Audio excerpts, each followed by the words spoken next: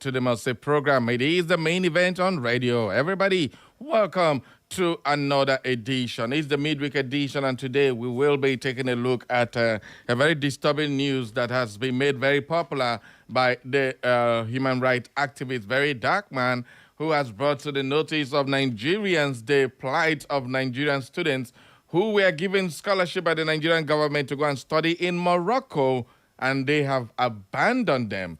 At least one of them have been reported dead because he could not get medical treatment. And the worst part of it is that their visas to study in Morocco stipulates that they cannot work. So the government is not giving them any stipends. They cannot work. So how do they live? How do they survive? The lamentation story was just very, very bad. So today I decided to make this a little bit more popular again, to draw the attention of Nigerian government and, of course, the state governments of these various young boys and girls who are studying. Some of them are studying medicine. After they finish, they're supposed to come back to Nigeria and work in our health system. And on the end of the day, they have been abandoned for like 5 years. Well, according to their stories, they were supposed to be given about $500 monthly for their upkeep, their accommodation and all that in Morocco while studying, and they should come back and help Nigeria. Now, government comes up with policies, very laudable ones, but instead of doing it, all they do is for optics. They want to get everybody to believe they are doing something, and at the end of the day, the worst part of it is that there are monies already allocated for projects like this. So where is the money? Who is in charge of the money? Well, we keep talking about our educational system, the young people building for the tomorrow. Let the leaders of tomorrow be trained. Somebody somewhere is sitting on the destinies and the future of these young Nigerians who are studying to become somebody in life. How can you study? One of them was saying he has exams next week, but he had to come to African Cup of Nations to work as a volunteer just to raise money. He sneaked because by their contract, they are not supposed to work. So how are they going to feed? How do they survive? For 5 years, solid years in Morocco, how have they been surviving? It's a very pathetic story. And the worst part of it is not because Nigerian government is not aware. They are very much aware. What is happening is that they are telling them that if they go on social media to speak, that they are disgracing Nigeria. So I'm asking this question. Between these children and the people in government, the Minister of Education and every other person who is in the Ministry of Education who is supposed to be helping these children, what and who exactly is embarrassing and disgracing Nigeria as it stands with these children? Yes, you will say their parents have money. You said their parents, they have parents that will take care of them. So why did you give them scholarship? Scholarship is given to people who cannot afford to pay their own tuition and all that. So with this, what kind of country do we have that abandons their own youths, who they put out there? You take a man's son from his house, you take a man's daughter, a young girl, and send him to a foreign land to go and study, only to abandon that children and those people there. How is this? One of them is working with clutches now because he had an accident and he cannot go to the hospital. Now he's working on clutches because he cannot be treated. No money to treat himself, and he can't work either to treat himself. What kind of thing is this one? So today we are bringing it and making it very, very popular again. Thanks to Very Dark Man. You can say what you like about Very Dark Man, but the young man is doing a lot of good things. I know the funniest thing, I heard him say that if he talks now, somebody will say another political party is sponsoring him to attack APC government. Does it make any sense? What he's saying, is it that the APC government is not aware? 5 years ago, it was still APC government under Buhari, and then 2 years going to the third year now, down the line, is APC under Tinubu, and yet our Nigerian students are stranded, abandoned by their own government, and their parents are supposed to be here in Nigeria paying taxes to the government. So why do we pay taxes? Is it not for things like this? So that's the question. I keep asking myself this question. What will happen if it were my son who was abandoned by the country. Can these people ever, their family and relatives and friends, would they ever love this country called Nigeria? I mean, this is getting too much. And every day, the stories get from bad to worse to worst. Imagine this situation. So I decided to bring this one up to everybody. Let's talk about this. Let's draw the consciousness of our government to this matter, because this is just one country. Imagine the rest of the country that Nigerians are studying and are being abandoned. In the next few days now, you'll hear they will bring their own counter version that they are paying some students. The students, they say, no, Nigerian government is taking care of us. Just watch and see, because that's the propagandist government that we have that always do this kind of thing. The Minister of Education, you have a lot of questions to answer. And we are going to try and dig out today how much was actually allocated by the budget for this purpose of these children, and who is having that money. Who should be held responsible for this kind of national disgrace and embarrassment. Now, it is so bad that the students are saying that landlords are refusing to give their houses to Nigerian students because they will not pay. They say Nigerian students don't pay. Nigerian government don't pay. And they say Nigeria is the richest country in Africa. How come they cannot pay? What an insult. What an embarrassment. Well, that's the situation with our young boys and girls in Morocco. Then imagine the other African countries, the European countries, the Asian countries like that. This is exactly the fate of the Nigerian youth who depends on government for survival. And this is completely heartbreaking. But I'm talking about it. I'm even struggling to talk about it, because imagining the situation, even when you are with your father and your father has not sent maybe small money to eat, you know how it looks like. How do you concentrate on school when you are living in a situation like this? How do you study? Now, how can a medical doctor learn and become a well-trained medical doctor under this situation? Then he comes back, you hire him in our health system. How will it be faring as a medical doctor where human lives are involved? Oh, me tabo. All right, let's go straight to our newspaper review. That's what we're going to be discussing today later on in the show. So everybody feel free to air your views. We need to drag and bring out the government's attention to this matter later on the show. But right now, it's time for the newspaper review. Let's start up with the national dailies, or at least I think, yeah, the national dailies is where we're starting our point of call this morning. We start up with the Daily Trust newspaper this morning. The Daily Trust is our first point of call.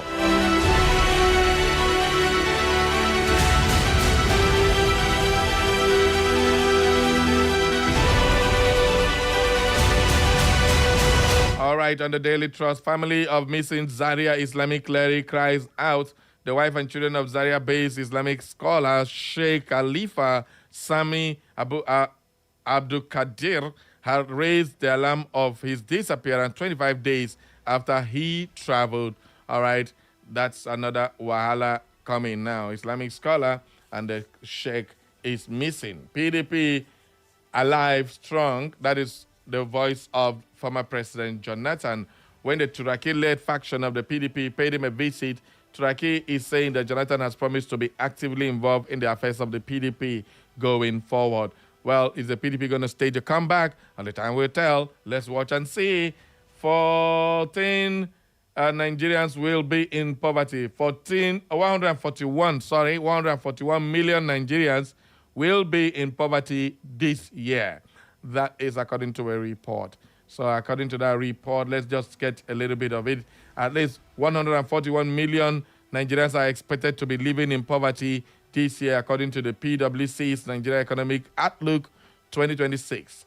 The report titled Turning Macroeconomic Stability into Sustainable Growth projected deteriorating poverty levels of about 62% of the population in the year preceding the election year of 2027. Now, in case you don't understand, by census or data collected, Nigeria is about 230 million. Officially, the last census we did was about 200 million Nigerians.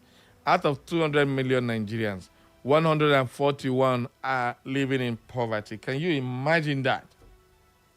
Just pause and then take a look at that proportion. More than half of Nigerians are living in poverty. 141 million Nigerians will be in poverty in 2026.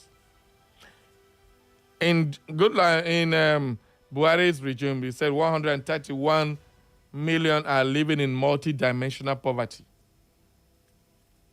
And poverty index globally is pegged at, is it $2 or $3? It used to be $1. Now they increased it to $2 or $3. And $2 is approximately 2,800 and. So what it does mean is that every Nigerian who is living in poverty can afford 2,800, let's call it 3,000 naira daily. And how true is that? That's the question. How many Nigerians who are living in abject poverty in the villages, that have no road, no water, no electricity, how many of them can afford to have 2,000, 3,000 a day? That is the question. So even with this 141 million, I think that's a big facet. If you go to villages, especially in the northern part of the country, where it takes only the father who works to generate whatever the family will eat, maybe this family is up to 10, 15, 20 members, and everybody but depends on one man. So the rest of them are all poor. Now, the men who are waiting for arms, you go to the northern part of Almajiri, everywhere, there are even more than the population who have.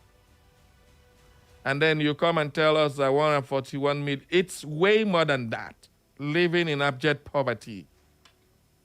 But let's take the figures they have branded, 141 million. Imagine that, and yet we have a government who is taxing these people who are living in poverty. 62% of Nigerian population are living in poverty, and they are expected to pay tax. Somebody will say there are tax exemptions. Now, I have been studying this tax because I want to actually understand everything before I come here to talk about it. It is kind of a little confusing to a lot of things because there are so many taxes there, ETR, PTI, PIT, VAT, so many. One, personal income tax. It is come so much. So you have to digest it. But from the personal income tax, if you earn annually 800,000, that means they have calculated the index of poverty level of 2,000, 3,000 daily, which is the global index. And then if you earn 2,000, 3,000 naira a day, it means you are earning more than 800,000 in a year. It means you are liable to be taxed. That's what a lot of us we don't do the calculation. Minimum wage is 70,000, 77,000 as the case may be. You multiply that by 12 months, you are going to get about 900 and something, not even up to $1 million. It means you are taxable. Even though we know that it is maybe if you get 900, it is that 100,000 above they are going to tax because the 800,000 going below is not taxable. So this is one of those things we look. So this same 141 million Nigerians who are living in poverty are liable to be taxed. And then on one hand, they say you are exempted. On this other hand, you are being taxed. So I don't understand. It's just like you, they exempt people, and then you increase from 10% to 30% for other people. They just imagine that they say they are going to pay more because you make more. That's the British model. The more you earn, the more you pay. It's a model. But if you go to British, where they're copying all these things from, all social amenities are provided by the government who collect this money. You ask yourself in Nigeria, how many of those social amenities are provided by the Nigerian government? A typical example is even scholarship students are abandoned in a foreign land, and then you are expected to pay more to make more money for Nigerian government to do what with it exactly? because no social amenity. There is no free railway. There are no free transportation. There is no free electricity. There is not even subsidy for fuel. Rather, you are paying tax for fuel. So at the end of the day, what exactly is my benefit as a taxpayer? That's what Nigerians are asking. Nigerians keep asking this question every day. They come and explain the optics of the tax. But while you're doing that, more and more people are getting poor. So what exactly are you benefiting? Money in the treasury for the country to do what? Oops, your guess is as good as mine. Well, let's move on. It is kind of really, really heartbreaking to talk about things like this, but it's not because we want to keep talking about things that are heartbreaking, but this is what is happening in Nigeria. We cannot keep a blind eye to it. We need to talk about it and make sure that the people are aware. The government is also aware that people are aware of the situation. Somebody who stays in government just believe he knows it all and there's nobody else that understands what he does. It's kind of very, very frustrating that somebody is placed in the middle of, in the midst of pick one man to pick every other person with constitutional powers to pick everybody that works in every sector. How is that possible? So from the foundational constitutional level, we missed it all. And when that man is appointed, he now begins to serve the man that appoints him, not the people. All this tax regime is get towards one thing, raising revenue for the government. There's nothing wrong with raising revenue for the government. But when the government raises revenue, what does it do with the revenue? That's the question. When you abandon our young boys and girls in Morocco, in other African countries and the world, and their scholarship is supposed to be a blessing to their family, but it's now a cost to them. So what exactly are we paying taxes for? That's the question. The roads are bad. You can't travel from here to north, and then you can't do it. First, you have to carry your life hold on for hand, so that anytime we hear tour, you go wrong with the life. Not to talk about the bad roads. You sleep under heat. Yesterday, I know if you sleep, I lie down for ground. The heat won't finish me. Light, no day. And we still pay for that light that is not available. So what exactly are we benefiting as human beings, as citizens of the country?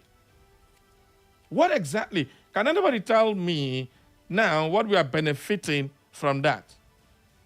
The state government is trying their best. Kudos to Governor Hope Uzodimma of Imo State, who has done a lot of roads, so many good roads. I mean, those ones we can see visibly. In Abia State, the governor is trying his best to do that, and then they are going to attribute it to more money coming from the government. Those are the things we are going to do. But while we are doing this road and building this thing, more and more people are going into poverty.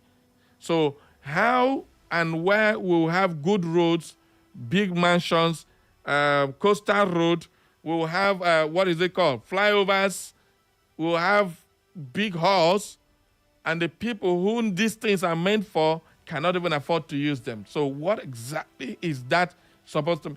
It's just for optics. Let people see that I am working while the people are dying. Period. Let's move on. Soldiers recover weapons linked to criminal kingpin in Taraba. And of course, 8 more suspects linked to Borno mosque bombing arrested. Good story coming finally at last. 4 abducted children rescued in Nasarawa. Another good story. Thank God we have good stories to report. This morning, Venezuela has agreed to release 50 million barrels of oil to U.S. This where the whole issue is. Our lives, Donald Trump, all about oil. Oil. Anyway, when you bring ant-infested firewood into your house, the lizard will come visiting. Ho-ha. All right, let's go. Terrorists on rampage in Kwara, Katsina, Kaduna, many abducted.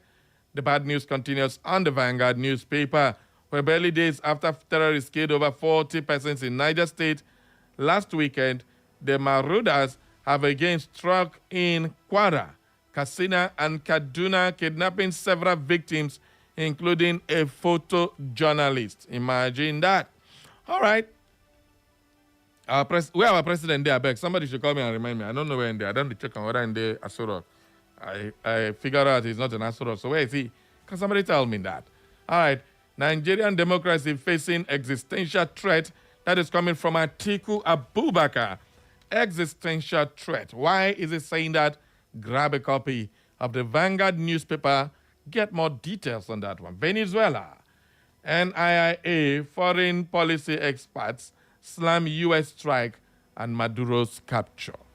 Trump weighs military option to acquire green land.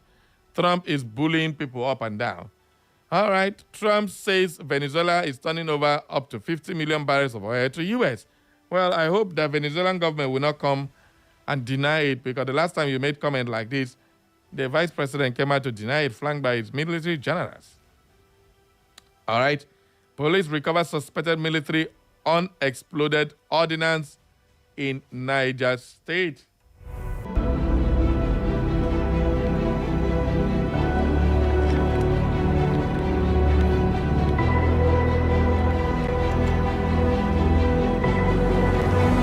Still on the Vanguard newspaper, in Rivers State, the PDP is now backlashing the APC. He says you can't cry foul now.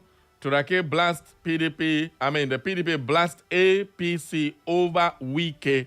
You cannot be crying foul now. You know possible. Why are you crying foul? Stop justifying violence. Catholic priest tells political leaders. And Oyo suspend monarch over illegal mining. Coas visit IBB and Abdul Salami. Okay, that's the chief of army staff is visiting former generals of the Nigerian army. And of course, on the sporting scene, Nigeria will face Algeria in the quarterfinals of the AFCON. Nigeria will face Algeria. That's going to be a tough nut to crack. The last time we faced Algeria in the finals, we were defeated by Mahrez and his people. The lineup for the quarterfinals has already come. AFCON in Morocco has confirmed, with 4 high-stake encounters scheduled across Friday and Saturday as the race for the continental glory intensifies. On Friday, the action begins in Tangiers, where Mali will take on defending champion Senegal in West African Derby, billed for 16 o'clock GMT, that's 4 p.m. Later in the day, host Morocco will face Cameroon in Rabat at about 7 p.m. with the Atlas Lion looking to make home advantage count against the 5-time champions. Well, on Saturday, that is the day Nigeria will be taken to the pitch in Marrakesh, where Algeria will meet Nigeria. I trust the whole of Morocco and Algeria will be all against Nigeria in that particular match. Of course, that match is by 4 p.m. on Saturday. So anybody who want to give me work on 4 o'clock on Saturday, man, just forget that because I know go. Everybody, 4 p.m. up Super Eagles. That's where we are. That's how the match will start. That will be on the 9th and 10th of this January. So it's coming thick and fast. You want to win the African Cup of Nations, you need to play the hard matches like playing Algeria, Morocco, Senegal, which is still the favorite. That Senegal team is very intimidating. ADC presidential ticket. No one is stepping down. That is what Atiku said. Atiku is still waxing strong. Well, amid the call by obedience that presidential aspirants in the African Democratic Congress, ADC, should step aside or step down for Peter Obi, the former vice president, Alhaji Atiku Abubakar, has dismissed the notion, saying no aspirant will withdraw for another in the coalition. Atiku's position was made known in a statement issued on Tuesday and signed by his media aide, Paul Ibe, following recent comments by Obi allies, including Professor Patu Tomi and Aisha Yusufu, who have rejected the idea of Obi emerging as a vice presidential candidate in the coalition, rejecting any suggestion that he should step aside. Atiku described such calls as dangerous to Nigeria's democracy. How is it dangerous, Atiku Abubakar? All right, that is what he said. Okay, we move on now to the Daily Post newspaper. We'll take a few headlines here. Nigerian army recruitment sparks mixed reactions among youths, experts amid security welfare concerns. Yeah, there are a lot of welfare. You go join army, they're not going to give you boots, they're not going to give you the ammunition you need to go and fight terrorists. You'll send you to Sambisa Forest. And then these terrorists will keep killing some of our military because of ill equipment and all that. That is what is the Nigerian Army has announced the commencement of application for the Direct Short Service Commission, DSSC, the cost 29, 2006. They're inviting qualified candidates. If you know you are a graduate and you are interested in becoming a Nigerian Army officer, this is your chance. Hurry now and apply for recruitment into the Direct Short Service to serve the motherland. Petrol marketers signal cheaper fuel price in Nigeria and they await Dangote refinery action. Recall, Dangote refinery slashed fuel price to 739 per liter. NNPC is selling 815 naira. And as the case may be, the president of IPMA, Abubakar Megandi, disclosed that Nigerian petroleum products marketers have announced a plan to further cut the price of premium motor spirit near 739 naira per liter. All right, so with all this craziness, where are we heading to? So Dangote agreed to sell fuel for them for about 600 something. I think I got a figure. Let me see if I can find out that figure. Dangote agreed to sell for the petroleum marketers. Okay, 699 naira per liter. That is what Dangote agreed to sell to them. They, in turn, will be selling at 739 because they don't want to join the MRS and the rest of them are enjoying Dangote like this. So when they shout on the one import, go import now. If you go and import, Dangote will crash the price. You go lose. So Dangote is playing a game of chess with all of them. They are not coming back. Kudos to Dangote. Aliko Dangote is a man of his own intelligence. Wike vs. Fubara, Rivers crisis will consume APC. Austin Okai makes predictions. Trump mills military option to acquire green land. That is all. Finally, we touched the Punch newspaper before I open up the phone lines. Banditry, police free 6 vigilantes arrested by army and recapitalization hurdle. Pension firms hunt for 277 billion naira's lifeline. Okay, pension board, all our pensioners are still crying. You're still looking for 277 billion naira lifeline. Who is going to bring that money? Well, government can borrow now.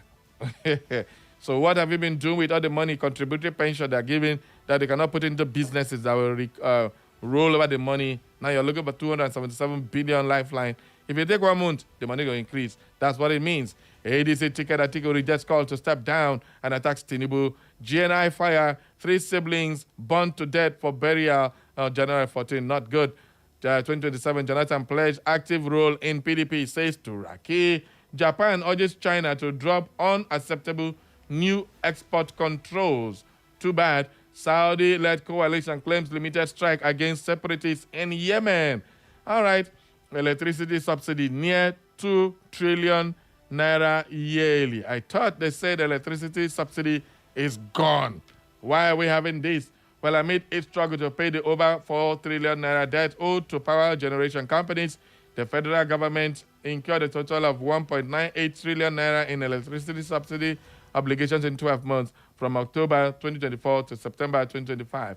This was according to the quarterly report released by the Nigerian Electricity Regulatory Commission in the 4th quarter of 2024, covering October to December.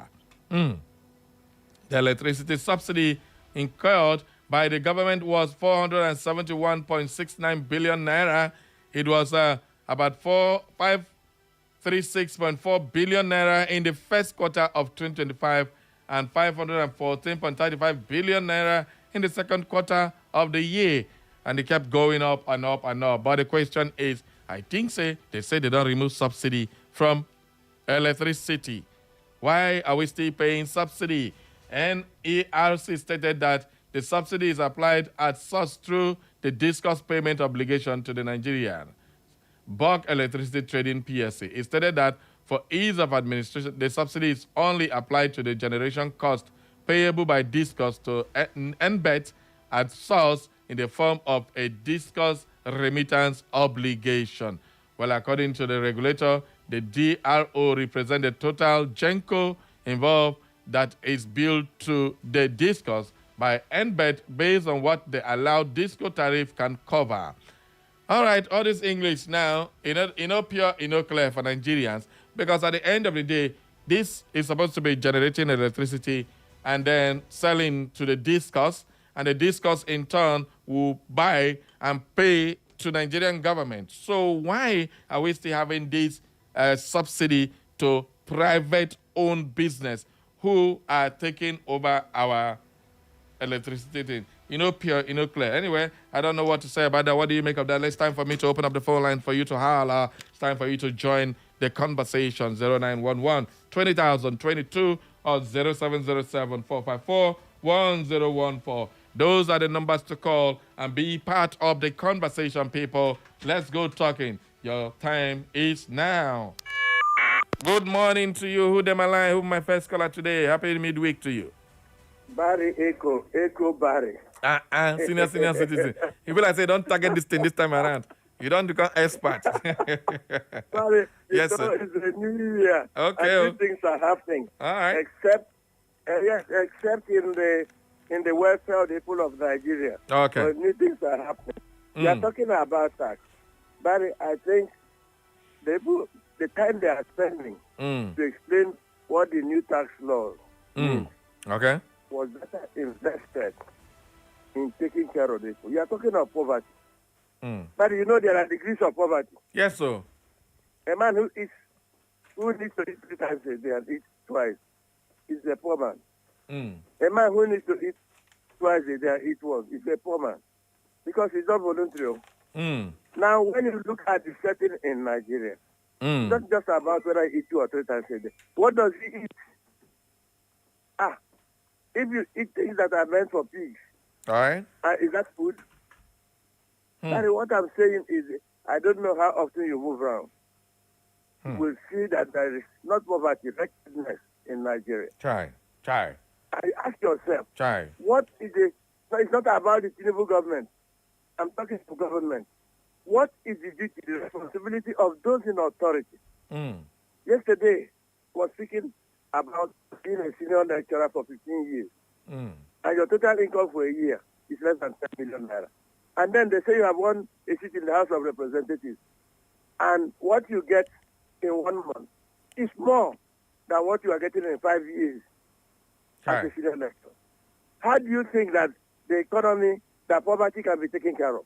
I'm not talking about poverty eradication. No, you will never eradicate poverty. The Bible says the poor you have with you always. Yeah. I agree. But why are we institutionalizing poverty?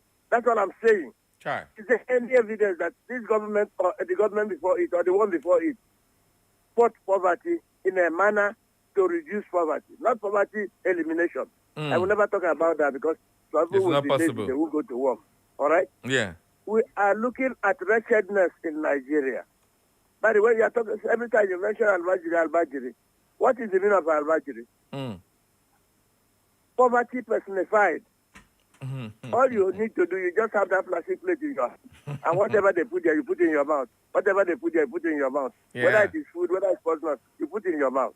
And in a country, in an environment where people come in limousines, Barry, let me ask you, if you are a broadcaster and you had one seat as a federal House of Rep man, and you arrived, and they bought you a gift of 200 or 300 million naira. That I'm talking of facts, not fiction. Yeah. The ones that they have advertised for us to know. But will you say you are the same man? At all. No. No. And that's exactly what they are implanting in Nigeria. And you are waiting for the people to rise up one day. And we all start looking for the beds that are high enough so that we can hide under the bed. I'm not saying it should happen, but there is no guarantee that it will not happen. Good morning. I'm senior citizen, Master Zama. Thank you very much. Authorities be careful. They are not doing well for the citizens. Good morning. Thank you very much, the senior citizen. Mazu Zama there. All right, keep the calls coming, 0911 20,022. All right, okay, before I take any other call, I want to make this announcement, everybody. Please, this is directly to the Imo State Environmental Agency. Please, there's a corpse, a dead body that is already smelling along that DSS road, close to Rapport Junction off Amakohia Road. There's a dead body there. It's been there and nobody's touching it, not the police, not the environmental agency. Please, we hereby call on relevant agencies to evacuate that corpse to prevent the spread of diseases. And we have to mitigate environmental hazards. Please, you have to do this. You can't leave a dead body in the street. Police, the dead body is not like it's hidden. It's just here by the road. You are supposed to have evacuated, do autopsy, find whatever is there. But no, that has been left there. It's now smelling. There are people who live there, and this is a serious health hazard. You know how the corpse of a human being stinks, and it comes with a lot of issues. So please, we call on the relevant agencies, the Imo State Environmental Agency, Entraco, and the rest of them. Please go and evacuate that particular corpse there to allow the people to have some breathing space. Good morning. Yeah. Good morning, Sabari. Catch it, Sinekuha. This can never change. Yes, present. We are always active. Welcome, sir. Yeah, Happy New Year to you. Happy New Year. This one, your voice doesn't sound mwe. You don't chop enough for this Christmas and New Year, Abi. Yes. That's what the season entails. That's so. So we must celebrate it to the fullest. That's so. Yeah. My name is Kachisin Ekuha. I am calling from my community, Avo, in the West Local Government. All right. Yeah, first of all, buddy, you have mentioned the track. We forgot that they have been disbanded. No, there is an environmental side of it. It's not the tax force and all that. The people who pack the refuse dump and all that, they're still working. Okay. All right. Anyway, let me talk about ADC and Atiku and Dogo. Okay. Honestly speaking, I say it on all radio stations. I don't like hearing Atiku and his high-handed. I don't like it. A man who has contested for so long, yet he's still interested in power. He should go back to Dubai and retire. And what's all of this? And what baffles me is that he still has the dollars. That is why we say Nigerians are corrupt. Somebody who left power since 2007, he still has enough dollars. No. It's a businessman now. It's a businessman. He has businesses that bring money. Don't forget that. The businesses, he during the time they privatized most of the industries. That's what he did now. But that is his, it is his constitutional right. To his own private business. That's what he did. It's his right to contest. Now, why don't you want to hear his name? He is too old. He should leave the stage. He should leave the stage. That's what I'm saying. Okay. So the man's point I'm saying is that he said he's not coming down. He's not stepping down for anybody. Good and fine. But I'm going to hide the cook in the They are there now arguing with Obi, who is stepping down. They are not even looking inward that not even one governor is in ADC. It doesn't worry them. Look at even Obi Jan the other day, even Alex Oti, who is from his Labour Party, couldn't even defend his team. How many senators joined them? Not even one governor. No matter how you see it, governors play an important role in any election. Take, for instance, here in Imo State. Now, the governor is the ambassador of the renewed Hope Initiative. What magic can ADC do to deliver Imo State? No, that is, let us look at the facts. So is it the governors that vote or the people that vote? I'm talking about the Nigerian system. It is the people that vote, but the Nigerian system must play in. No matter how you see it, let's say accept the truth. So what I'm saying is this. Obi and Atiku should jettison who is stepping up for each other and galvanize support. They should galvanize support and see if some governors and senators will join them. Look at even Ike Yugotini, the Imo State. I thought he will even join ADC. He went and joined APP. So they should galvanize support and leave who is stepping down for each other. They are just chasing shadows. My name is Curtis Inegwa from out. All right, thank you very much. That is Kachisin. That's your personal opinion. Atiku has his own. Good morning. Who there, my line? If you flash me again, your phone go lost. Good morning. Sabari. I greet you, my guy. Welcome. Happy New Year. Happy New Year. Good morning, sir. Welcome, sire. I'm from Nazareth. I got some. Well done, sir. How the New Year they treat you now? We thank God for life. Oh. All right. Carry go. Yeah. Please, I want to join to tell Atiku. If I will use our language, I will say, "Ya kosamini no biya." That concern you. I think that's his own ambition. It's his lifetime ambition to be president of Nigeria. Do you know, Barrio? Do you know that Atiku is behaving like his brother from where he's coming from? You know where he's coming from now? That ancestor where they for throne now. Okay. Now his brother be that. That one concern you. Now you talk up. Now you talk that strategy then they use fall him down every time when he come out. Saying they drive for election. So I beg, he don't advance his age. Like Tinubu was a leader in APC all the way when he delivered Buhari. Let Atiku become a statesman and deliver P2B at least for 4 years. P2B said he will go for 4 years, and I believe that if giving him the chance, he will do just 4 years and give it back to the north. If Atiku wants to do 100 years again, at least we will have things change. All right. Are you getting me? Yeah. All right. Thank you. Let Atiku reason well and use cold water. If he needs ice block, I somewhere will bring it for him. I beg, so that he will calm Sam, down. come and be going. When I leave Atiku alone. We need good governance in this nation. God bless you, Tabari. Thank you. When I leave Atiku alone, Atiku wants to be president. He doesn't want nobody telling him what to do. He better go to the field and lose than lose by himself. Good morning. Good morning, Chief Barry Cosmos. How are you doing this morning? I greet you. Welcome aboard, Ogami. This is Engineer Frank Ujebele. This morning I am vibrating from Amasa Douglas. Engineer, welcome. Happy New Year. Engineer, you say you go bring me suya. I don't wait for that suya time. You don't find me trouble. No, I go get them soon. You know, say, I don't know whether they fear to come out. I don't think that happened. They understand that place good. I know why I go fear? I know the fear to come out that one day. Because they never walk the road. And I think say they maybe your car no fit pass through that. that place choke. It choke well. They say they don't change the name. So I want to choke mark for that article on. Understand? Okay.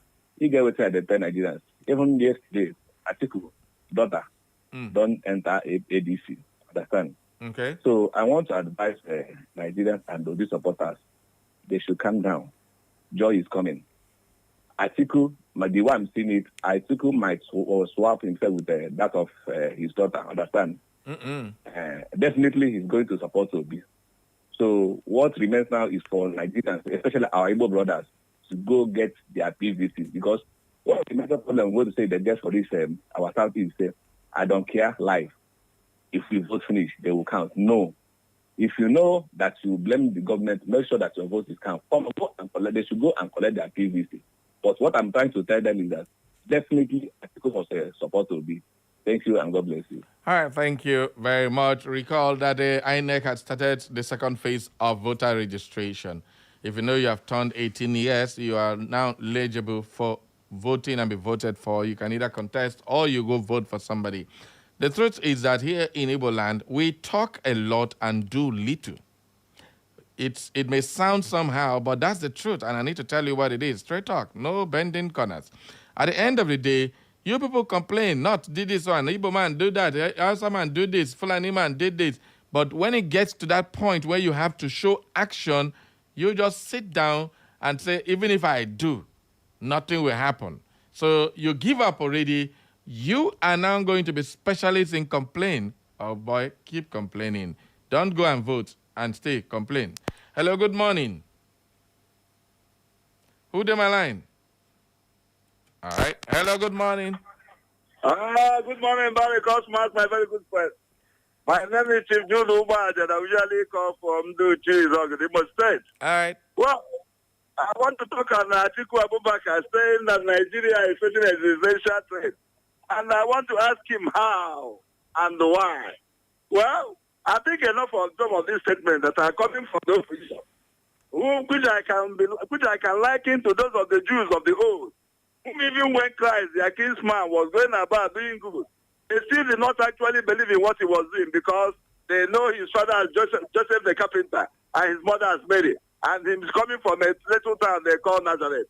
You see, I think that's the scenario that is playing out by Atiku, as I assure him to save us of all these statements that are calculated, to smear and tarnish the image of the ruling party, just to achieve an undeserved and unwarranted political scorecard, which will never be at the end of the day. That is information about it this morning. Thank you very much. All right, thank you. Good morning. Good morning, Mr. Barry Cosmos. I greet you specially. Welcome aboard. Barry, my name is Michael Nwadik. I'm calling from Douglas. Okay. Angel Michael. Angel Michael, carry go. See, Barry, if they give you exam, he said the first one. They give you another one. He said the second one. Said the second one. Said the third one in exam. Yeah. During our own time, our age, our father will call, if he said 3 exams, they will call you Tiboribo. They will say you should go back and go to primary 1 again and go and learn how to read and write. So, Atiku, are you hearing me? I'm hearing you, go on. So, Atiku should go and sleep, So, that money is want to waste. Better give me the money, let me use. Bye-bye. Okay. Typical Nigerian, typical Igbo man there. Nyam the money. Come on. All right. Let's take one more call before we call it a wrap on the papers review. Good morning. Good morning, Mr. Barry. I greet you. Welcome aboard. Barry the Bar. Happy New Year. Happy New Year, my brother. Barry, this is Engineer Elima calling from Umoba Orata. All right. Yeah. What I call is a action of winking. But so the other man is doing in a way that is a kingdom of Nigeria. Understand? Yeah. Because he has never seen troubled people. Understand? So everybody is just badu for him. They calm down. He has never seen trouble. Now let me remind you what he said in 2022, being 4 years ago, against Ambode, former Lagos State governor.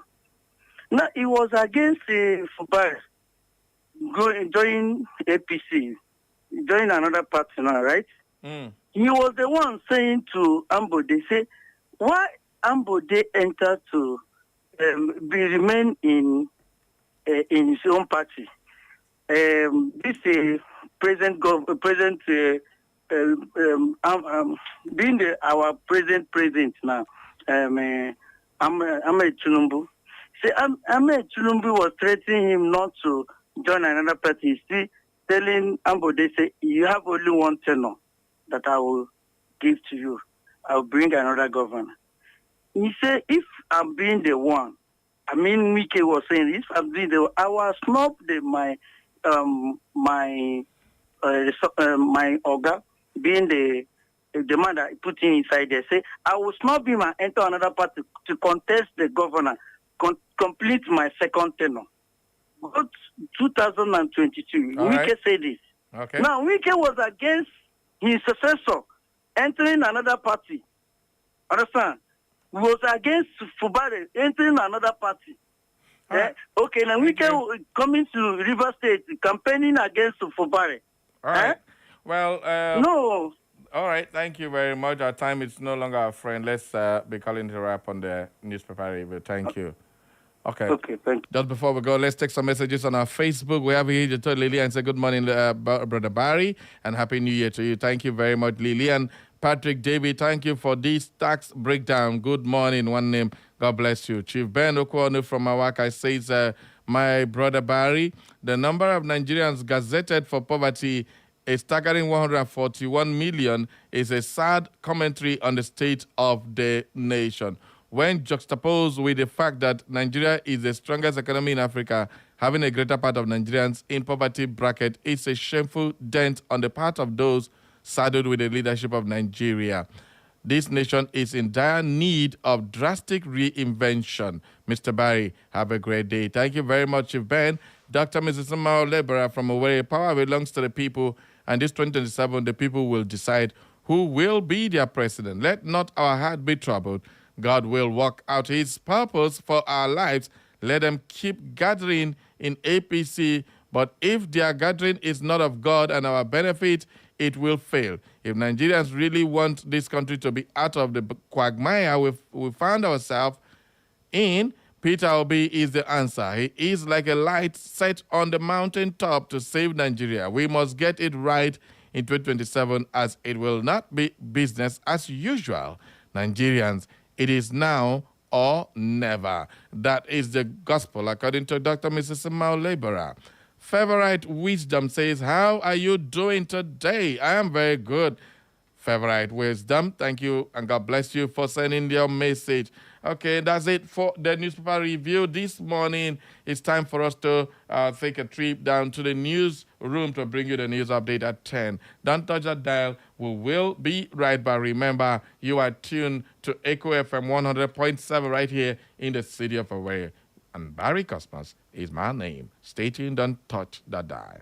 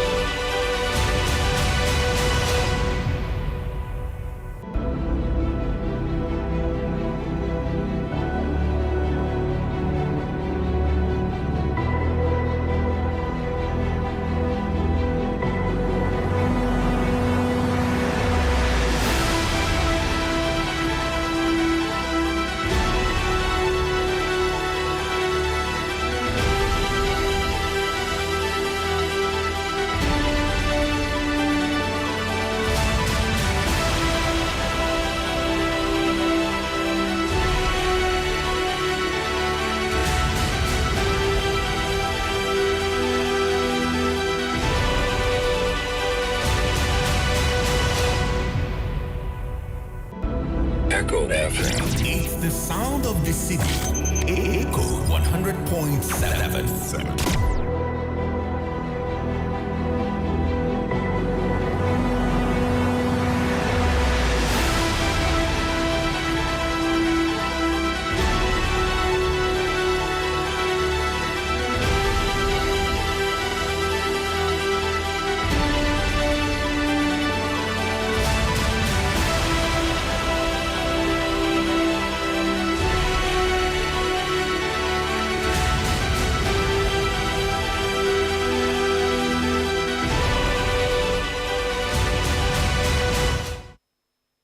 Echo FM. Sweet music only on your favorite radio dial. Echo FM 100.7. Echo FM 100.7, the fresh news people. This week to help those in need. If you know that it's God Almighty that created you and created we Nigerians like you need to do good things for us because the masses are suffering. How can suspend me here? Are we the slaves? And I'm going to win this election. That is the truth. Stay informed with Echo FM 100.7. Join us for exclusive interviews with experts, breaking updates on local and global events, and in-depth coverage of issues impacting our community. Tune in every weekday at 6:30 a.m., 12 noon, 2 p.m., and 6 p.m. for our major news bulletin in English, Igbo, and Pidgin language. For more inquiries, you can reach us through our email, echofm@thekingmail.com. You can follow us on our social media handles at Echo FM. Echo FM, 100.7 Owerri. We are the Fresh News People. Echo FM.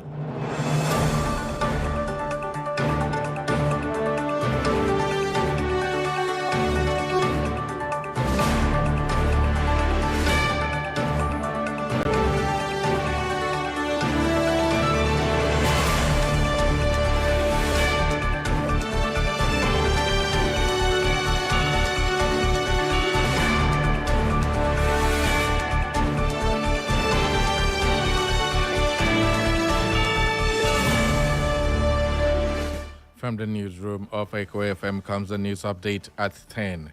Here are the latest stories we are keeping tabs on.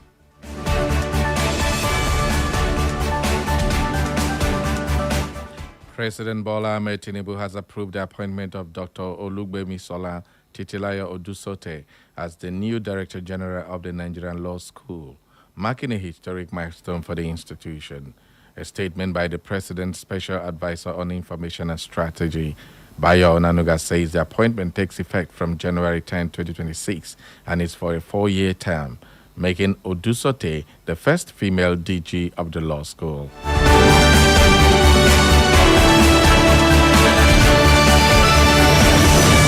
The National Working Committee of the People's Democratic Party has held a closed-door meeting with former President Goodluck Jonathan amid ongoing efforts to reposition the party. Speaking after the meeting, Jonathan expressed confidence in the PDP's future, assuring members and supporters that the opposition party remains strong and very much active.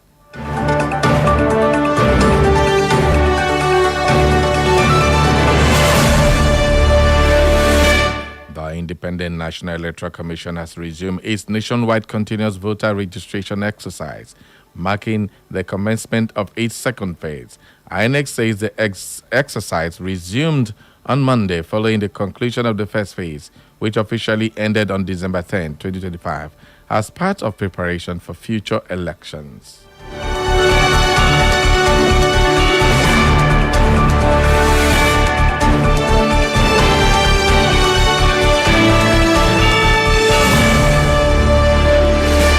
Six Nigerian soldiers have been killed while 5 others sustained injuries following an improvised explosive device attack in Borno State. Security sources say the device, suspected to have been planted by Boko Haram insurgents, exploded along the Damasak-Kareto Road, a route frequently targeted by terrorists.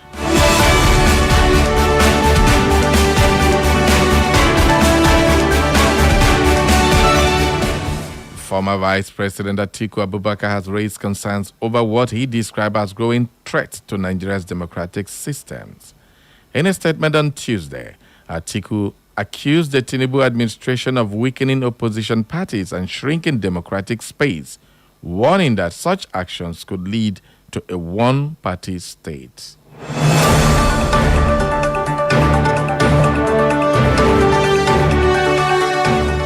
Troops of Operation Enduring Peace have rescued retired Colonel Ajanaku, who was abducted by gunmen in Bassa local government area of Plateau State. The Nigerian Army confirmed that the retired officer was kidnapped from his residence along Rukuba Road before being successfully rescued through coordinated military operations. The family of twins abducted after their father was killed by suspected kidnappers in Edo State has disputed police claims that the children were rescued unharmed.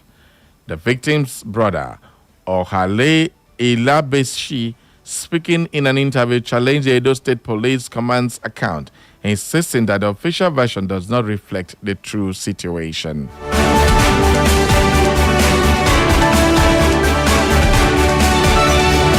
And in business, Nigeria's poverty rate is projected to rise to 62% by 2026, with about 141 million citizens expected to live below the poverty line.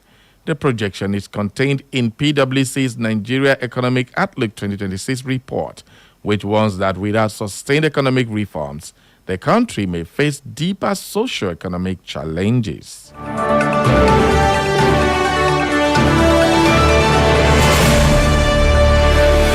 On the foreign scene, Japan has called on China to reverse newly tightened export controls on goods with potential military applications, warning that the move could worsen diplomatic tensions. China's Commerce Ministry confirmed that the restrictions on dual-use items exported to Japan have taken immediate effect. The decision follows remarks by Japanese Prime Minister Sanae Takaichi suggesting a possible military response to any attack on Taiwan. While China did not list affected products, Japan fears possible restrictions on rare earth minerals, which are critical to technology and defense industries and largely supplied by China.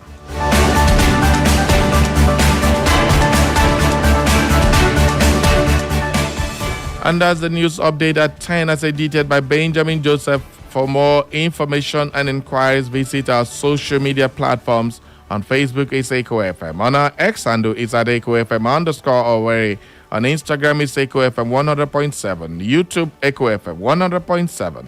You can listen to us anywhere in the world by clicking on www.echofm.net. And that's the news update at 10. Thanks for listening.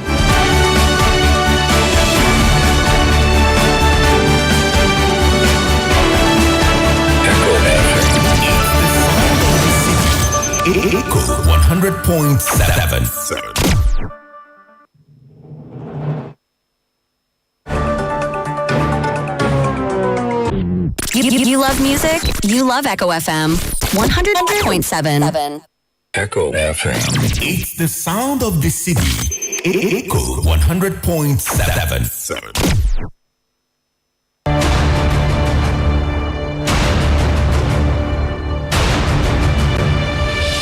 Live from the Eastern Heartland, Echo FM 100.7 brings you engaging conversation on trending news. We need the federal government to sort whatever issue they are having with ASU. And by December this year, 4,000 MOUs will be employed in Europe.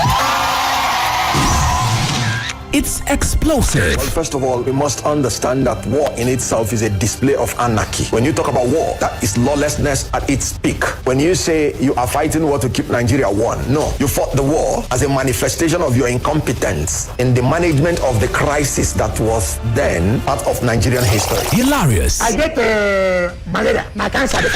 Behind every successful man, there's a woman at the front. Stop shaking your head. You stop shaking your head. You're one of those who are causing problems. On action. And daring. Mr. President, God will ask all of us, but you will be in the front. I will say, I've told the Senate President. Our nation remains one of the most insecure and least peaceful in the world today, making Nigeria one of the hungriest countries of the world. Nigerians now spend nearly their entire income on feeding. We may be hungry, but we can manage our hunger. My appeal is that you dedicate 20% of 2025, roughly 72 days, to visit each of the 36 states.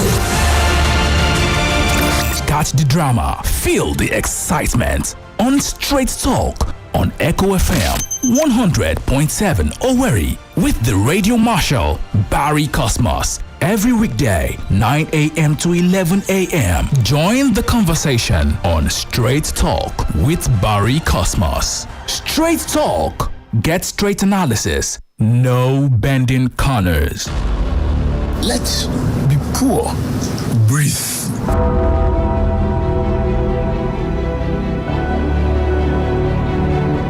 Echo FM.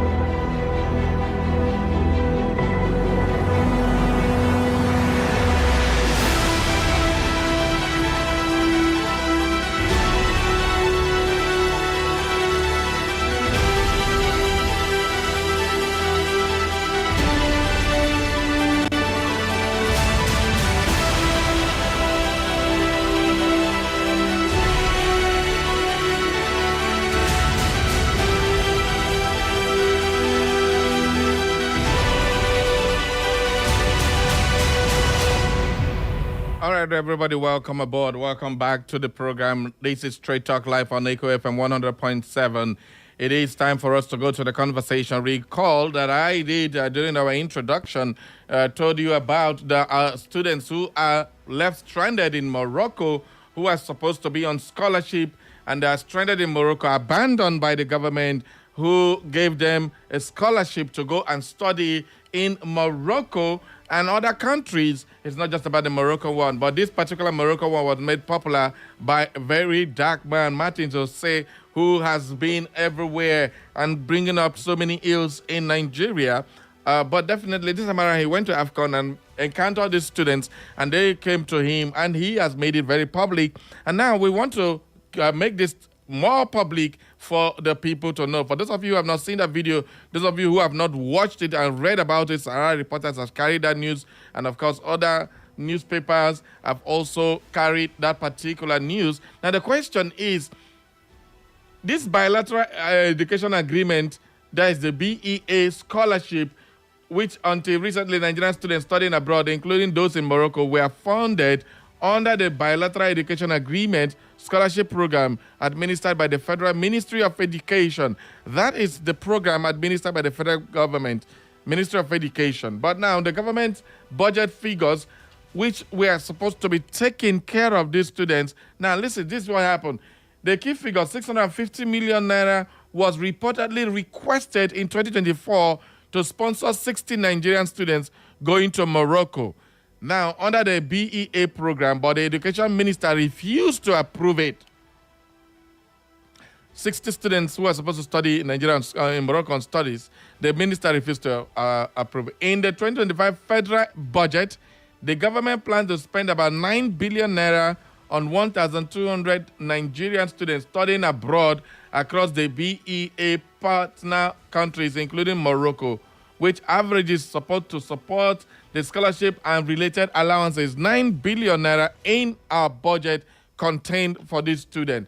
In 2024 Appropriation Act education budget, there was a line item specifically for servicing and paying allowances for BEA scholars, which includes students in Morocco. 488 scholars were listed in that particular 2024 Appropriation Act.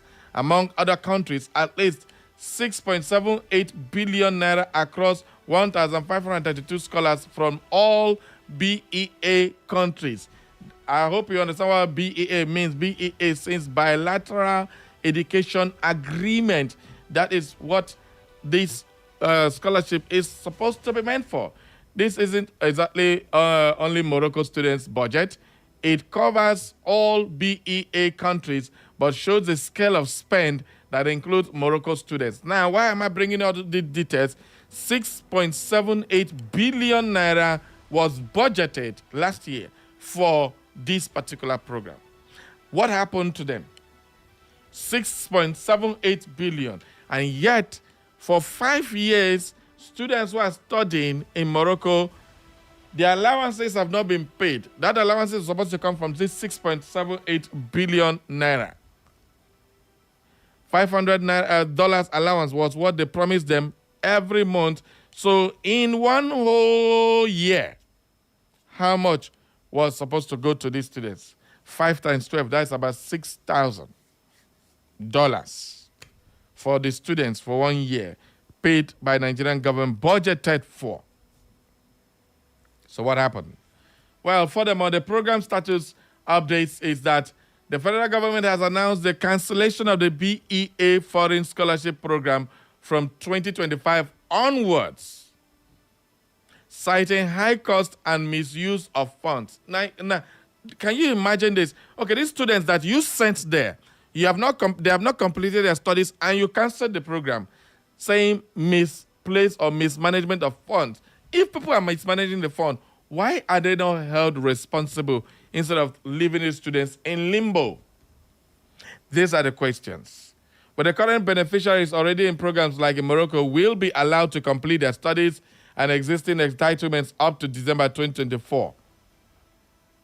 They say they have reportedly been paid. You hear where the whole thing that vexed me. they have been reportedly been paid. But these students are coming out live now saying they have not received shishi. There was a video done by a school owner who came up with Nigerian students. I think I saw that video some time ago where they were pleading for Nigerian government to pay their school because these students are here on scholarship. And now they say they have reportedly. So it means it is written in the Ministry of Education that this money had been paid to these students, but somebody somewhere is taking the money and eating it, leaving the students to suffer out there. But at the end of the day, who is going to be held responsible for this madness? That's the question. So if you look at the summary of the budget references 650 million naira amount proposed for 60 Moroccan students in 2024, not approved by the ministry. It wasn't approved. 9 billion naira planned for 2025 spent on 1,200 BEA scholarship includes Morocco. Government said this was unjustifiable. So they're not going to release the money. But education budget line for serving 1,532 BEA scholarship for Morocco includes allowances and servicing not only for Morocco students was paid. So where is the money?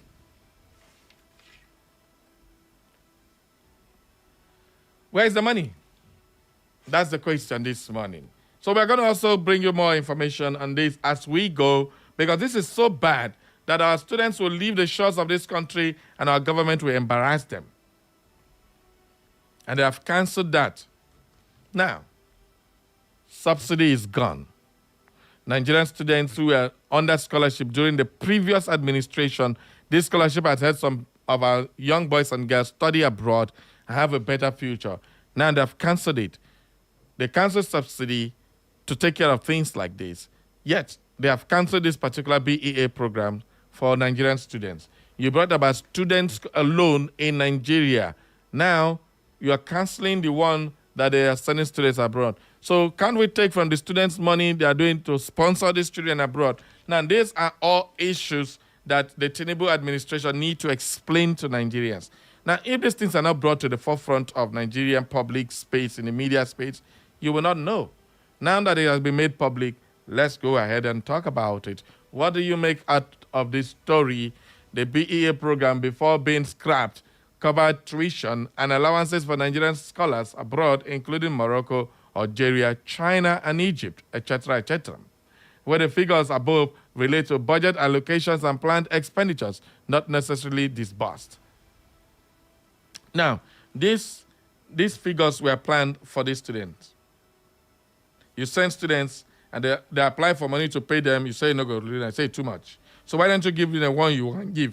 That wasn't done. So let me hear your thoughts.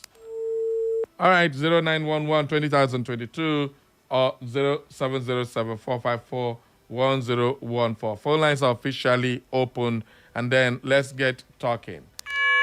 Hello, good morning. Hello, Barry. Good morning again. The senior citizen, Mazuzama, welcome, sir. Yes, Barry, you see, when you are discussing a matter like this, people on this house may not appreciate the challenge. If somebody has been in a foreign country as a student, and you don't get the money that you must pay bills when they are due, nobody's asking you to go and see your uncle or your auntie. But you know what amazes me is the absence of continuity in policies that are meant for the welfare of the well-being of the people. Yes, there's continuity. Look, some of those boys and girls may go mad because you have nobody to talk to give you money. Nobody. If you go to the Nigerian embassy, there is an embassy there. They say we have not, they are casually. No, there's no message from home. That's all. And those children are going through terrible times. Too bad. And the government approved they are going there. Yeah. But I'm not talking theory now. I never had a scholarship. But I knew what those who were scholarship in London at the time and who they had, the money hadn't come. Initially, the embassy was giving them a little money. I'm talking of over almost half a century ago. But, and you expect them to be sane. Some of them, when you make the payment, they have lost interest in whatever they were studying. What am I saying, Barry? What is the nature of the policy of the Nigerian government? what it was, what it is, and what you look forward to. And you expect these people to come back and love Nigeria, ask them to wave Nigerian flag. And say you are looking for pictures. Let me tell you, among these ones who are suffering, call them students or whatever, none is a patriotic Nigerian now. After going through this, they cannot be patriotic. They are not patriotic. Okay, let me say, they can be patriotic, but they are not patriotic now because they are suffering. But it tells those in authority to demonstrate that human beings, particularly Nigerians, in our context, are very, very important and valuable. They should be treated as human beings. Why do you send somebody abroad and abandon him there? So he can go to his mother's garden and harvest some yam or cocoa yam and eat. Or you don't pay your light bill and the weather is cold. But I don't know whether some people have an idea that if you cannot heat your room now, you just stay somewhere and they become like what you have in the mortuary. That's what the person will become. But it's painful. I'm senior citizen, Mazuzama. Thank you very much, Mazuzama. Thank you, sir. And care for the people of this country. Thank you. Good morning. Good morning. Who's on my line? Hello? Please, when you call me, please talk. Is it network that is holding you? All right, we just have to let you go now and come up if you can. Thank you very much. We'll keep the calls coming, 0911 20,022. A lot of people may not appreciate what we're discussing because your child is not involved. But just imagine that your son is in boarding school and you have not sent 1 naira to that child for 1 year. Imagine what that will look like on the child. Good morning. Good morning, Mr. Barry Cosmos. I greet you. My name is Jefta Steven. I am calling from Spiba, Makoya. All right, thank you. Go ahead. I'm calling to talk about this Morocco incident. I see that my own message to every Nigerian citizen, even if the country is giving you scholarship, please prepare a backup plan. Okay. Because there is a high chance that you're going there to enter abject poverty and go and be stranded here. If you don't have a backup plan, you end up being useless in that place. Thank you. Thank you very much. Okay. Now, the worst part of this is that the scholarship stipulates that these students cannot walk. So they are already handicapped. They are tied.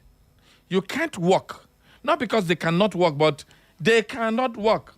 It's a non-work visa.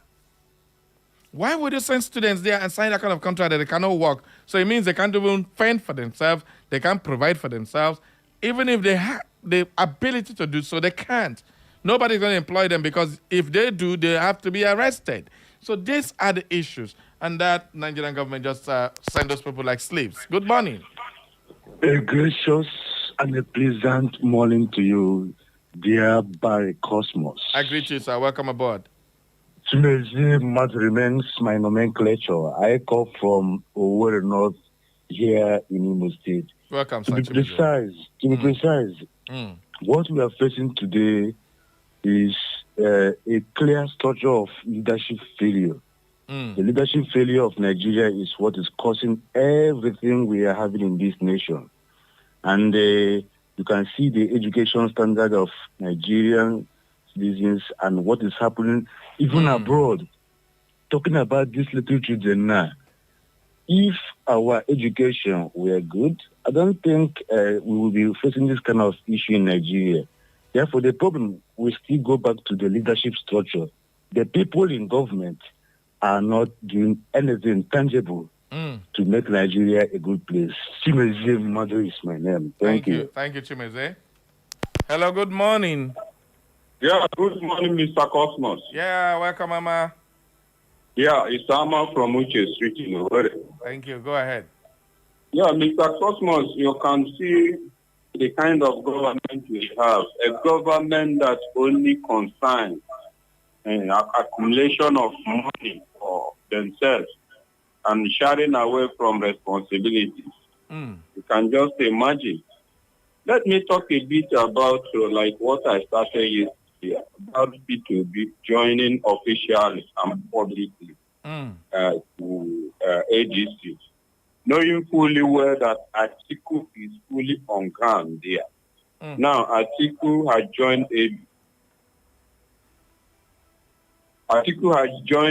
ADC, which is family, members of his family. What is the hope of P2B getting the ticket of the presidential ticket of ADC?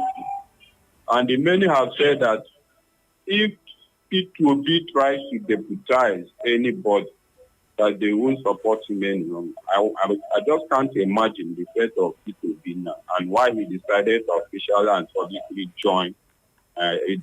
That's my take. Amma from Uche. Thank you, Amma. You seem to be very worried about this matter. Don't worry. I will speak with Tanko Yunusa soon by next week. I think he has given me that particular promise to be with us live and answer all these questions because I don't have answers to them. And the obedient family, who is Peter Obi's immediate followers, will answer that. Good morning. Good morning, Sabari. I greet you. Welcome aboard, sire. Samuel, I called back. Okay, Sammy, go ahead. Sabari, Ew. do you know that the devil is learning work from some of our leaders? Which can talk with that one, bro? Yes. Do you know what is called wickedness? Chai. Wickedness. You see, when you get the real interpretation of wickedness, there are some things the devil will not do. They will say it is the devil. That is to say, you purposely mishandled your fellow human being whose blood and water is running inside his body like your own. And you mishandle the person and you say, after everything, if you are caught, you say it is the devil.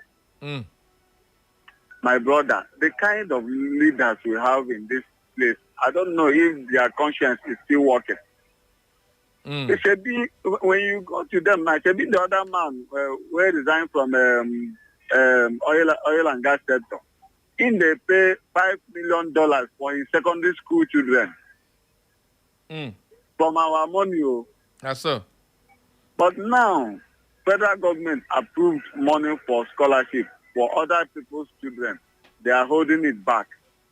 And they are allowing people to suffer. If those children now run away from that country and begin to do bad things now, they will say, we are breeding lazy Nigerian youth, 419ers. Imagine what human being is doing to another human being. Please tell these leaders that all of us will die one day. All right. Thank you, my brother. Thank you. One day, somebody will leave all these things behind because I've not seen anybody that died and they package money in their coffin and put for them. But sometimes we eat it up. They can't go to heaven with it or hellfire. Yes, Please, sir.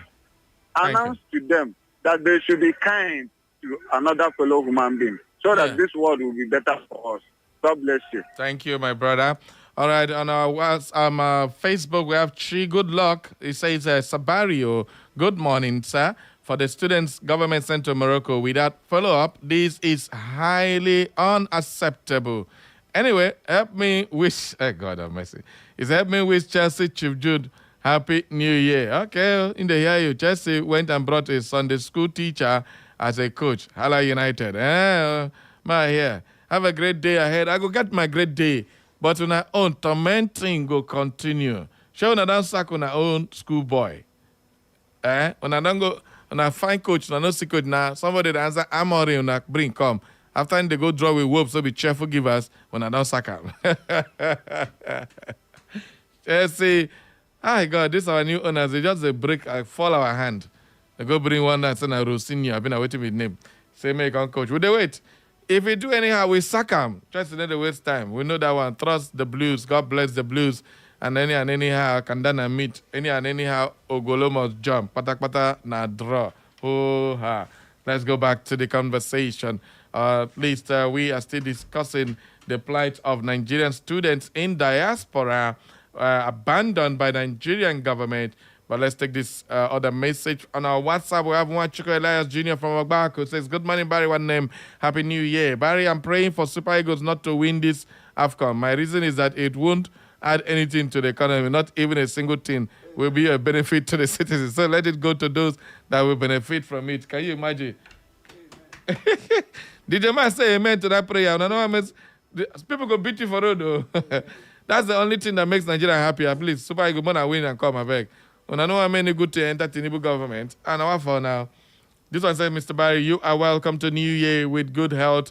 Barry, I don't understand what you mean by abandoning our students studying medicine in Morocco by our government. They were not forced to go to Morocco and study. Mr. Barry, did it mean that Nigeria don't have medicine department in our universities, or did it mean Morocco is better than us in times of health? Anya Kingsley from Aba Ezi Egbema. All right, this is Anya or Anya So. It's funny you are sounding like this. We have students who study abroad everywhere. Our education and anywhere is different. When a government gives you scholarship, you say they didn't force them, right? If you are, so you mean your government will come deceive you, carry go drop for another place and then abandon you there, and you say they didn't force them. What do you mean by they didn't force them? This kind of talk is very, very funny. I answer, it is not right for you to even use a word like that. Is it that Morocco education is better than our own? I don't want to say it, but you and I know what our education system has become. And you and I know what people who study abroad, their certificate, and the one where they carry Nigerian certificate, how it be you. You just say if you carry Morocco certificate and you bring the one where they study for Nigeria, Congo find work, they go even to look your certificate. There are so many things that are wrong with the education system. I don't want to go into that, but the issue is not because Morocco is better than Nigeria in any form or shape, because they have a government that actually makes things a lot better than we have in Nigeria. So I am not here to look whether Morocco is better or not. The issue is that you cannot take my son, give him scholarship with a promise of paying him $5,000 or $500 monthly for his upkeep, and all of a sudden he's there. So it is more or less you send him to the jaws of the hunger to kill him. And then you are asking if they force them. Does it make any sense for you to ask that kind of question? That is completely unacceptable to me. It is totally, totally disgraceful for a student who is supposed to be studying, cannot study. He cannot work. He is forced to be there. So you mean, okay, just come back. That's the next thing. How you want you to come back without money? A Nigerian is a determined human being. They never say die attitude of Nigerians. In as much as they're suffering, some of them are still struggling, sneaking to go and do small work to get money to feed. They can't pay house rent. They are now owing 1 year house rent. The Moroccans are no longer giving them house. They've asked them to live in the street. Your government, Nigerian government, carry you, go put you into that kind of situation, and you think it's because they don't force you. What kind of talk is that? So please, I don't want to hear that kind of talk again. Thank you. We also have this one from, it says, good morning. And, okay, that message is not for me. It came in earlier on, so let's move on. This other one says, Juju from Ikwere, say, Barry, good morning and happy Saturday. Now, today is Wednesday. Okay, that message, boy, that's an old message. Sorry. It says, Barry, good morning, Juju from Ikwere. 4,000 youths to Europe. Health workers are still on strike. Some doctors will join. School system have collapsed in Nigeria. Who do us this? Grab it. Let them go to court. All right, that's the message according to Juju from Ikwere. Okay, let's go back to the phone lines now. If you are just joining us, we are looking at students who were given scholarship to go and study in Morocco and other countries, in Algeria, in Egypt, in China, other countries, and these ones in Morocco are crying that they have been abandoned without any shushe. Good morning. Good morning, Barry Cosmos. I greet you. That sounds like Professor Valin Obina. You couldn't be wrong here. Good morning. Welcome aboard. Happy New Year to you, sir. Happy New Year. Don't worry. I will make it more practical. Thank you very much. Right. Thank you. Well, what we're discussing, part of international relations and some of those bilateral and multilateral agreements. Yes. You know, some people will be wondering, what are Nigerians doing in Morocco? What are Nigerians doing in Namibia and all that? These are some of those international connections. At the time, Nigeria had a policy of being very open. And we had a lot of technical aid scheme and all that. We exchanged programs, and then we were given scholarships. But along the line, it looks like government was only more interested in the budgeting than the real dispensation. Yeah. You know, a country that really cares for its citizens, even if your citizen is illegally found in a country, you don't just abandon the person and say, no, I don't know about. You try to come in and step in. Not to talk of legal students on scholarship. So it has been a problem over time that even in my own time, I had a French government scholarship in France. And I was being taken care of by a French government. But the Nigerian students on Nigerian scholarship, sometimes they'll be waiting for their money for 6 months, for 1 year, they won't have it. And some of them will come into us. We were on scholarship. But there's a difference because those ones, they give you what you need monthly. But these ones, maybe the money comes in tranches and all that. And sometimes it looks like government even plays around with it. Some people have fixed the money and they forget that they're supposed to commit those things. So this is where there's a problem. Ordinarily, it should be something that is flowing. These are people on scholarship and you take care of them. Yeah. But along the line, it looks like they're abandoned and sometimes we don't even have, ambassadors and embassies working. Like what is going on now for some time now? Many of those countries, Nigeria has no representation, full representation. It's only recently they have started appointing ambassadors again and opening up. So it's unfortunate if somebody says, I am a Nigerian government scholar, and you go there, you become a beggar. And conditions are given. You don't just go there and start working. That is where there's a problem. You are not supposed to go and start working. You are on scholarship. So this is one of the conditions that makes it difficult for them to now fend for themselves outside the scholarship. Thank you very much. God bless you. Thank you very much, Prof, for that beautiful contribution.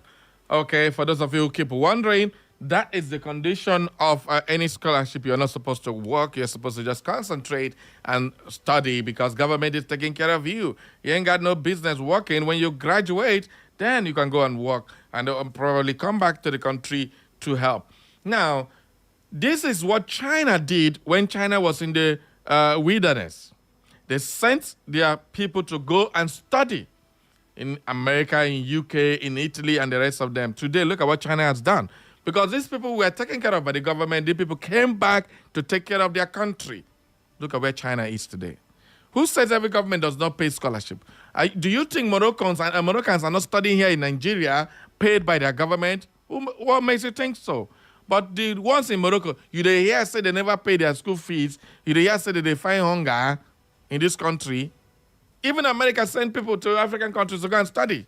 Why? Because they are there more like spies. They study, get the culture, write things, and go back to the country. This is what is happening. This is what is happening. This is how they get information to control the world. But unfortunately in Nigeria, sigh. If you go study there, they won't see you like say they do you a favor for even giving you plain visa to go to another country. And now the worst part is that this data of these students are everywhere. You can't even go nowhere because your name, your picture, your face is all under the radar. All right? So it is kind of very, very alarming. If these children decide to go and cross Mediterranean Sea now and go and die in trying to get to Europe, you will now begin to say, they send them to go study, to do this. You are now forcing students to start doing things they shouldn't do. That's exactly. Some of them may begin to enter into robbery. And then when they catch, they say they are disgracing the country. Now, the worst part of it is that you punish the students and tell them to not say a word. Because if they do, they are disgracing the country. Who is disgracing the country? Doesn't make any sense. It doesn't make anything. It doesn't give us any light out of this one. Anyway, we're going to take another few minutes to take some calls and after call it a wrap on the show. Good morning. Yes, Barry de Guru. I greet you, sir. No, then corner. Now, so it appears that our government are highly irresponsible and unresponsive. Try. Because I have been thinking, if it is your own biological child, how can you expose him to such ridicule and danger in another man's country? Imagine. But in another sense, if they are the children of all these politicians stealing our money, let them take care of themselves. If they are the children of all these politicians stealing our money, let them take care of themselves. But in a general view, it is too bad. Shameful. They are disgracing themselves. The government are disgracing themselves in foreign lands. How can you, in the name of scholarship, in the name of that clause that the person that is enjoying the scholarship should not work or will not work, and you have embezzle the money is terrible. It's a big sin on their own heads. Thank you. All right, thank you. Well, the Nigerian police needs to investigate this matter. Yes, they need to investigate who's responsible. I don't know if this is not supposed to be part of Nigerian police to stop crime. If crime is being committed by, is this not a crime against Nigerians? This is a serious crime. They need to investigate it and know who exactly is responsible for the hardship these people are facing in abroad. This is not just about Morocco students. It's almost every country they are studying. Good morning. Barry Cosmo, good morning. I greet you. Welcome, sir. I thank God I got you today. Yes, sir. Welcome. Happy New Year. I've been trying your line every day. It's a new year. God. This is Ugumba calling from Amakoya. Ugumba from Amakoya. Welcome, sire. This your program this morning is very, very sad. Chai. I feel sad, Barry. But can you believe it that all these Equatorial Guinea students studying in Nigeria, especially in this way, okay, some of them are living with our girls. I tell you, I'm telling you the simple truth. And some of them drink in a bar with our boys, even with some of our SSS. Imagine. I'm telling you the truth. Come and investigate. They are living big. Equatorial Guinean students. They are living with our girls, feeding them, and they don't own. Then why should our own be different?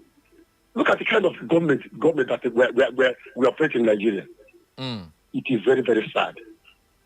Sorry. Most of the foreign students studying in this our country, they are living big. Their government pay them well. Even some of them are sending money. Some of them are sending money to their various parents back home. But come and investigate this, and I'm telling you. Oh, wow. I am not happy. Sure. May God save us from this kind of government we are in. Thank you. Thank you very much, Barry. Thank you, my brother, for sharing your own experience. Okay, we keep talking as it be. That's how we talk. This is Straight Talk, no bending corners, and we try to bring it the way it is. It's not about pampering news or trying to make it sound good, because that is one of the things that is destroying our media space, where we can't see what is right. We need to say it the way it is. Good morning. Mr. Avani. I greet you. Welcome aboard. Papa Joe again. Papa Joe, all right, gotta go. The thing I want to do, make us speak in the pidgin English show. I feel like for past contact.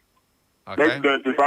Let's divide this country. Make Yoruba go, Hausa go, Igbo go. Make it to our own state in Biafra in a good form. Make a reforming from Igbo people where go coming for this Alibo. Now me tell you, now this is what they tell you. I don't think I'm before, and it's good. Because, thank you. All right, thank you. Well, that's the gospel according to the last caller there. Okay, Omogboro John Bosco Ikechukwu from Ngbidi says, good morning, Mr. Barry. His Excellency Peter Obi is one man who looks before he leaps. He must have weighed the options before his final decision to fully cross carpet to the ADC. Let's not get worried about the rationality behind his decampment. As for Wike, just like the guest has rightly remarked, his popularity is declining by the day, and sooner than later, the final nail will be put on his coffin, and he will come to realize that he who fetches an ant-infested firewood should get ready to entertain the lizards. That is the gospel according to Umokoro John Bosco Ikechukwu from Ngbidi. All right, we have Wanchuku Elias Jr. says, from Ogbaku on the topic of the day, Barry one name. The worst and the most humiliating sin you can give to a human being is to bring them out and off the light without hope of survival. It's really awful and shameful. This is to tell us that we don't have hope in this country. All right, that's your own message there. Let's see if we've got more messages on our Facebook page. And if it is so, let us bring them out to you. Any other message on our Facebook page? Okay. Dr. Mrs. Mao Lebara from Owerri says, abandoning those students in Morocco is the height of insensitivity and wickedness. I wonder why so many Nigerians on attaining position of leadership become insensitive to the rights and privileges of others, especially the right-thinking majority. These were people who were once very ordinary, not perhaps born with silver spoon in their mouths, without enviable backgrounds, perhaps a humble and godly. As they grew and fortune smiled on them, they caught our fancy because they were one of us. We trusted them with leadership and gave them our mandate. Suddenly, our mandate turned to our undoing, our diminishing, and our signing our death warrant. Oh boy, that's a message from Dr. Mrs. Ma Olebara. Okay, just before we go, let's take another caller. Good morning. Barry, good morning. I greet you. Welcome aboard. Happy New Year. Happy New Year. I enjoyed you last year. Thank you very much. Yes, thank you so much. Okay. You see, Barry, you see in this life is that people are going to church, but they don't know why they are going to church. People are doing tradition. They don't know why they are doing tradition. Okay. Everything has advantage and disadvantage. Truly, those people that are taking the money that belong to other people, that the country set it apart of people, they are bringing cost to their generation. They are bringing cost to their children. That's why you see something. Even the Bible says that the children that will carry the iniquity of the father, even to the fourth generation. What they are doing, they are doing their children good things. So they are doing those children, their generation, bad thing. It's so good. And God will take everything to judgment. And in this life that we are living, you begin to receive the judgment. So, and another thing I want to ask, I don't know whether all this contribution, then they said they hear all these things, all these solutions, all this stuff that people are talking. I can tell you they are not hearing it. If they are hearing it, then they are still having their heart. They don't want to repent. They are hearing. There's nobody that will go out on anything when you do without punishment. It's better they repent. My prayer to them that God Almighty to touch everyone to repent and come to repentance so that this country, Nigeria, will be a good place for everyone to live. Thank you. In Jesus' name. Amen. Hello, good morning. Hello, good morning, Sir Barry. Good morning to you. Welcome aboard. Thank you so much. How are you doing? I'm okay. Welcome aboard. Is that is it Princess? This is Patience. All right, Princess, go ahead.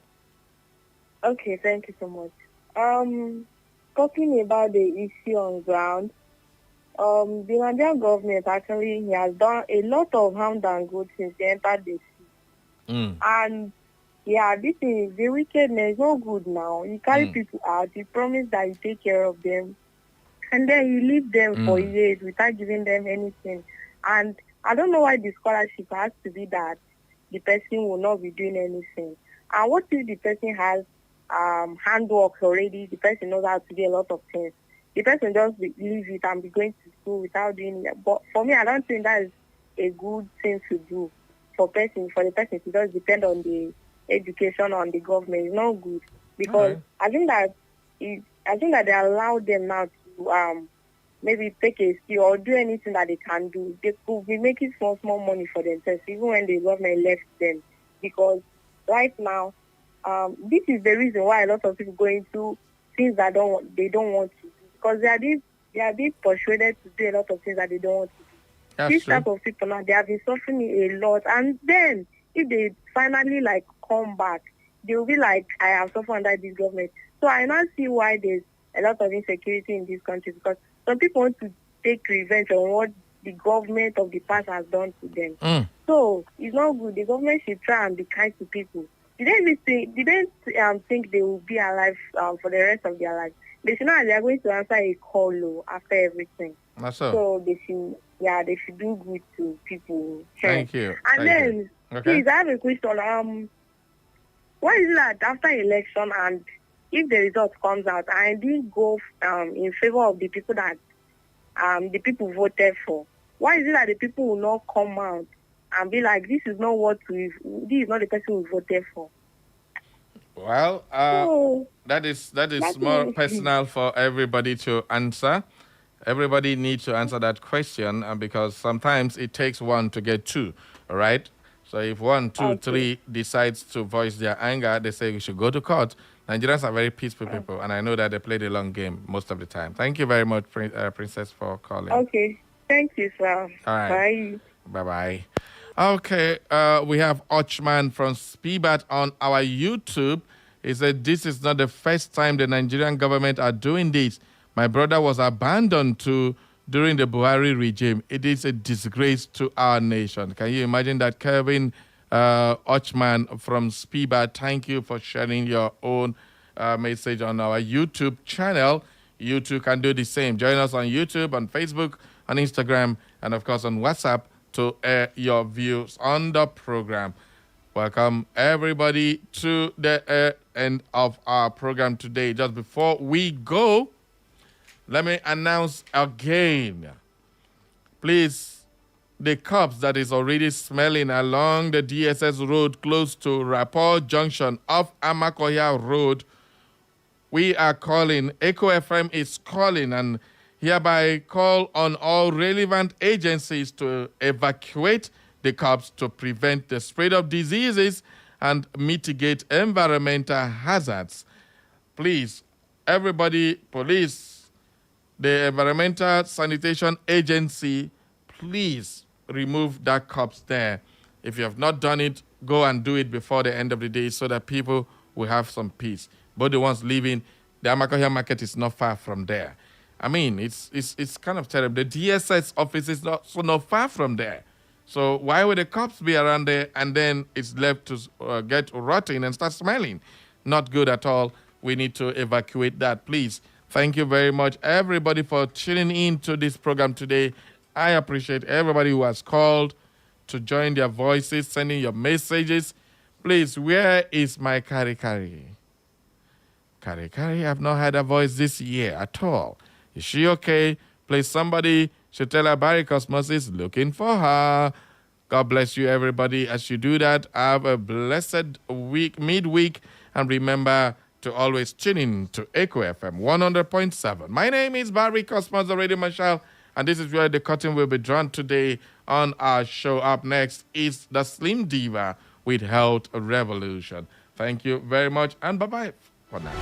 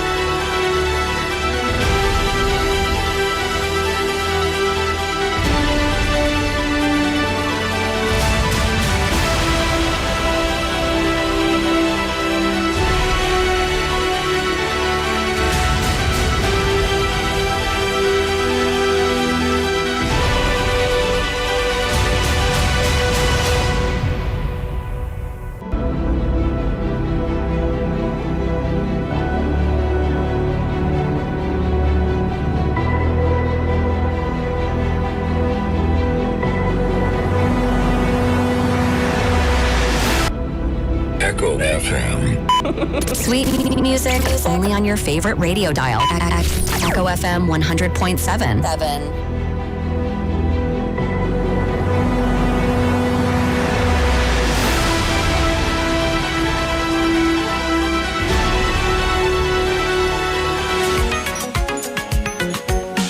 Echo FM.